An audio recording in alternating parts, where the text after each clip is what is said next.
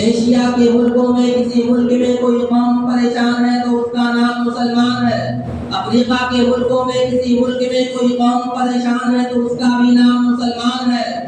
امریکہ کے ملکوں میں سے کسی ملک میں کوئی قوم پریشان ہے تو اس کا بھی نام مسلمان ہے۔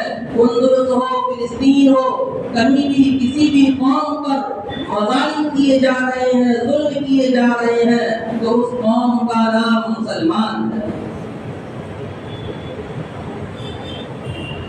کیا مسلمانوں نے اپنی ذمہ داری کا احساس کیا ہے؟ کیا کبھی ان حالات میں مسلمانوں نے اپنی کمزوریوں اور خدا تعالیٰ کے حکم کی خلاف ورزی کا احساس کیا ہے؟ نہیں کیا ہے۔ نماز اللہ رب العزت نے مسلمانوں پر فرض کیا، غیر مسلموں پر نہیں۔ روزہ رکھنا مسلمانوں کے اوپر لازم ہے، غیر مسلموں پر نہیں۔ زکوٰۃ دینا مسلمانوں کے اوپر فرض ہے، غیر مسلموں پر نہیں۔ حج کرنا مسلمانوں کے اوپر ہے، غیر مسلموں کے اوپر نہیں۔ اچھے معاشرہ، اچھے اخلاق کا اپنانا مسلمانوں کے ذمہ ہے، غیر مسلموں کے ذمہ نہیں۔ اس لیے اگر کوئی غیر مسلم نماز پڑھتا ہے اس کی نماز قبول نہیں، روزہ رکھتا ہے اس کا روزہ درست نہیں، زکوٰۃ دیتا ہے اس کا زکوٰۃ نکالنا درست نہیں، حج کرتا ہے اس کا حج قبول نہیں، کیونکہ اللہ رب العزت نے اس کو ان سب چیزوں کا مکلف ہی نہیں بنایا، یہ سب چیزیں اس کے اوپر لازم ہی نہیں کیا۔ اس کی مثال یوں سمجھیں کہ ایک شخص کے دو ملازم ہوں اور ان دو ملازموں میں سے اس نے ایک سے کہا کہ تمہیں دہلی جانا ہے، اس ملازم نے انکار کر دیا، نہیں گیا۔ پھر دوسرے دن بھی اس نے کہا، دوسرے دن بھی اس نے انکار کیا، تیسرے دن بھی اس نے انکار کیا۔ اب اس صورت میں مالک یا تو اس ملازم کو نوکری سے کنارے کرے گا، نوکری سے نکالے گا، یا اس کی تنخواہ کاٹے گا۔ لیکن جو اس کا دوسرا ملازم ہے جس کو اس نے کہیں جانے کا حکم نہیں دیا، اس کو وہ کچھ نہیں کہے گا۔ اسی طریقے سے اللہ رب العزت نے انسانوں کے دو قسموں میں سے مسلمانوں اور غیر مسلموں میں صرف اللہ رب العزت نے مسلمانوں کو احکام شریعت اور قوانین اسلام کا پابند بنایا ہے، غیر مسلموں کو اس کا پابند نہیں بنایا ہے۔ لہذا اگر ہم اللہ رب العزت کے احکام کی تعمیل نہیں کریں گے تو اللہ رب العزت ہمیں دنیا میں بھی اس کی سزا دے سکتے ہیں اور آخرت میں تو اس کی سزا ہے ہی۔ تو یہ بھی اللہ کے رسول علیہ السلام کی پہلی پیشین گوئی۔ دوسری پیشین گوئی،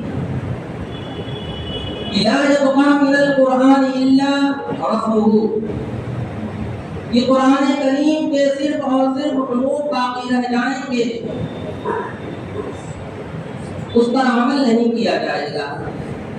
قرآن بکثرت دستیاب ہوگا، قرآن کو پڑھنے والے ہوں گے، قرآن کو یاد کرنے والے ہوں گے، قرآن کو رٹنے والے حفاظ کرام ہوں گے، لیکن قرآن کریم کو اپنی عملی زندگی میں داخل کرنے والے، اپنی عملی زندگی میں قرآن کریم کو اتارنے والے صفر کے درجے میں ہوں گے، زیرو کے درجے میں ہوں گے۔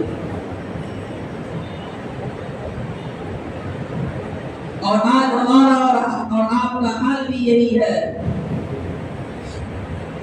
قرآن کریم کے الفاظ کو ایسے دیکھ لیں گے کہ دیکھنے سے ان کی ظاہری حلیت سے پتہ ہی نہیں چلے گا کہ ان کے سینے میں بھی اللہ رب العزت کا کلام ہے۔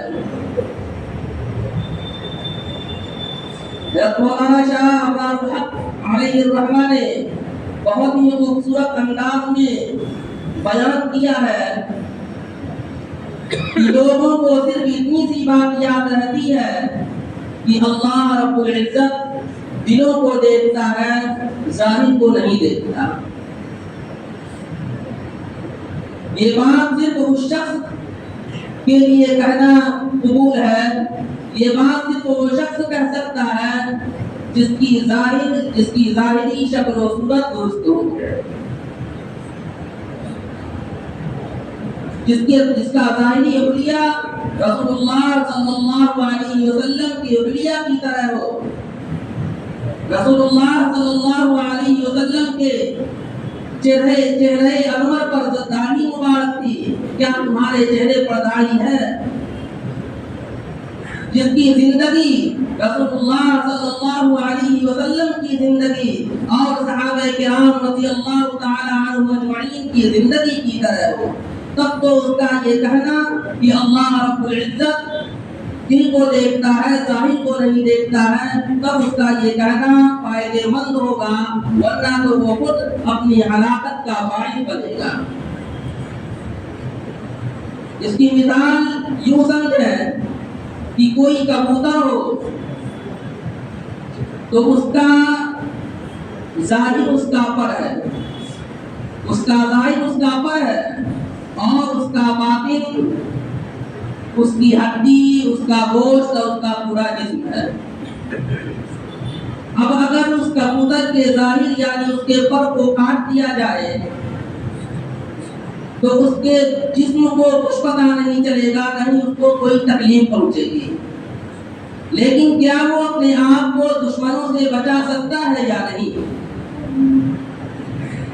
تو ہر شخص اس بات کو آسانی کے ساتھ سمجھ سکتا ہے کہ اگر کبوتر کے ظاہر پر کو کاٹ دیا جائے تو وہ اپنے آپ کو دشمنوں سے نہیں بچا سکتا، شکاری اس کے اوپر حملہ کر سکتا ہے۔ اسی طریقے سے اگر ظاہری حلیہ ہمارا درست نہ ہو تو شیطان بھی ہمارے اوپر حملہ کر سکتا ہے، ہم کو اپنے شکنجے میں جکڑ سکتا ہے۔ اسی لیے اللہ کے رسول صلی اللہ علیہ وسلم نے ظاہری حلیہ کی حفاظت کو واجب قرار دیا ہے کہ جس طریقے سے ایک کبوتر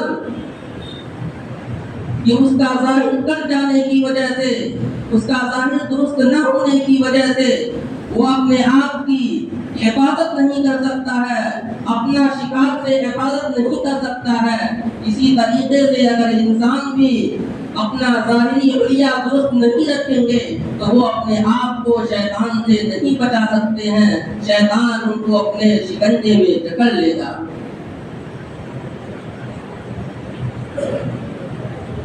اللہ رب العزت ہمیں اور آپ کو کہے سننے سے زیادہ عمل کی توفیق عطا فرمائے۔